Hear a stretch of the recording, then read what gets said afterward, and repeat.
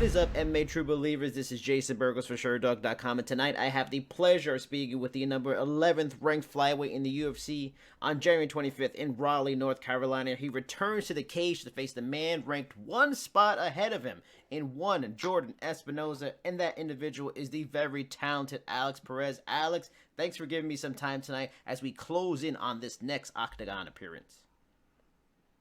What up, man? Thanks for having me. Now, before we get to your next fight coming up, I want to go back to the fight in March against De La Rosa. Now, a key facet of that fight was returning to bantamweight for it. I want to pick your brain on the decision to move back to 135 after your stint at 125. What were the specific reasons for it doing the decision? And was it at all like commission related? Like, what was the reason for the move up for that fight? Nah, it was just a fight to offer me at 35s. It didn't matter if it was 35s, 25s. A fight's a fight. So I took it, Also, that's when the flyweights were kind of up in the air. We didn't know what was going on. So, yeah, they made it at 35s. I'd still consider it a 25-pound fight. We're both 25ers.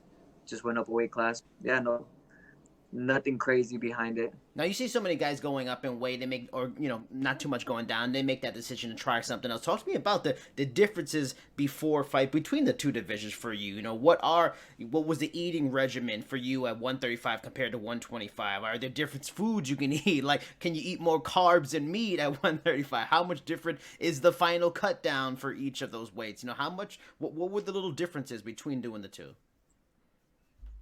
Just the food I was allowed to eat. Just the portion wise were bigger. Obviously extra 10 pounds. You can eat a little bit more. 25 is a little bit stricter. So that's the only big difference there. Still ate the same. Still working with my nutritionist, so it's still same meals as always. They had the recipe down and easy weight cut. Was there any energy level differences? Did you feel the same energy level wise? How did you feel going into the fight on fight? Because a lot of fighters, that week leading up when they have to cut a lot, they can be very cranky, be pretty miserable. Were you in a more positive, uplifted frame of mind going into that fight, not having to worry about a hard cut or anything like that? No, I feel like it was the same for me. Same energy doesn't really bother me. Like I said, when you can get the right fuel, you can feel great. Obviously, when I used to do it back in the day by myself, it was way different. I used to die making it and, wasn't doing it the right way, eating whatever I wanted and waiting till last minute to, but now we have a routine and it's a big help. So the energy wise, I feel great going into fight week. I feel good during the cut. I mean, the cut's always going to suck, 25s, 35s, 45s, whatever weight class you're in. But it's just the way you do it, being smart about it and getting the right things to help you, eating the right foods to energize you. I mean, and now, talking about that, you are going back to the division, your home division, where you have done so much well. Is there like an excitement to get back to it? Is there any, like, because I've talked to guys that, were at higher weights and they moved back down. Like, I talked to Herbert Burns recently. He went back down to after, being at one in the light weights there and fighting at featherweight. Do you feel, even though you didn't have to do all those things and did there was no second guessing, there wasn't like, damn, this is kind of better, or this, I'm enjoying this more, or, do you, for you, cutting, for some guys it's going up being more natural, for you, cutting down, do you feel like that area, that the nutrition plan you're on, all those things, it's the optimal size for you, no matter what? Natural may be 135, but your optimal skill set, you at your best, is fighting at flyweight. I think I do good at 25s or 35s. To me, I just looked at it. I'm ranked at 25s. I already fought the guy fighting for the title. It's just how fast do you want the title shot? I'd rather stuff for now and get the title shot quicker than wait at 35s. I mean, it's a long list at 35s, like just to get ranked. And once you get ranked, climb up the top 15.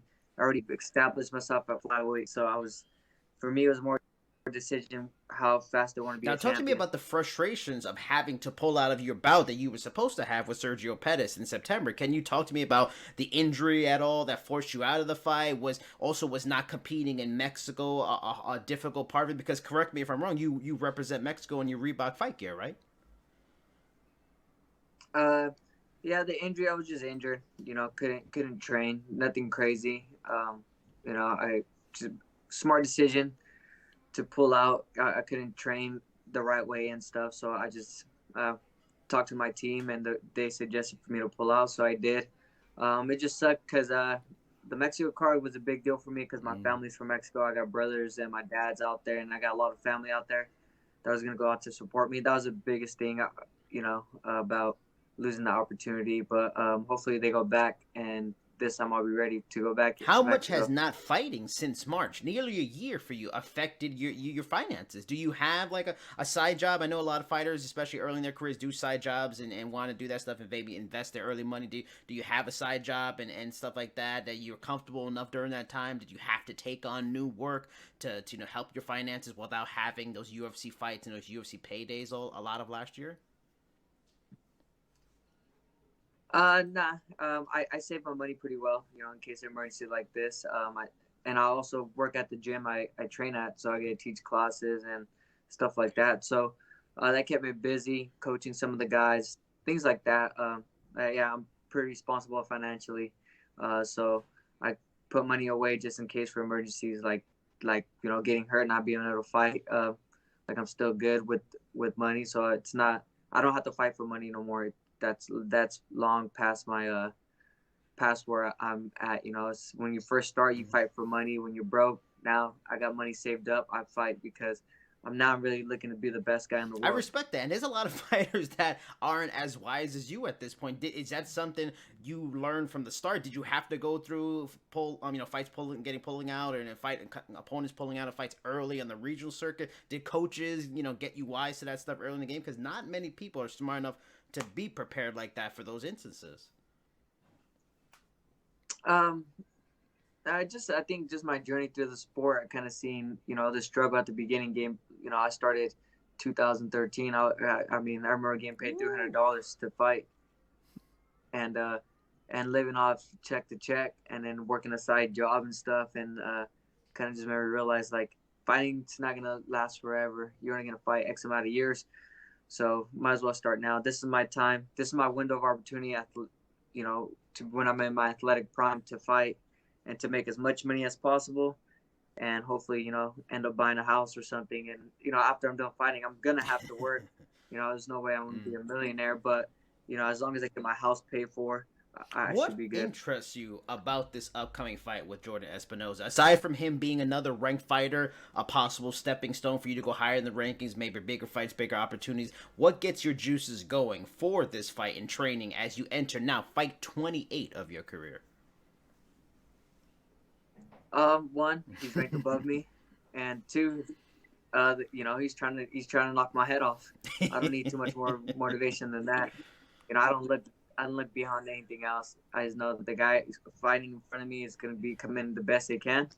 They're gonna try to knock me out. I'm gonna try to do the same. So that just gets me fired up to make sure I do all You the went right into things. your fight with De La Rosa off of a tough loss, after a hot streak. Espinosa now enters this fight with you in a similar position. Did trying to turn things around, get back, to that winning ways, change anything for you in terms of motivation in that last fight? And or is it like you said, for you, it's about some guy trying to try to knock your head off? But that said, maybe your motivation is different. Do you think Espinosa might come in with maybe an extra boost, maybe a desire of a mixed desperation, because it's tough to lose two in a row in the UFC. You never know what your job status can be when you start racking up more than one loss in a row.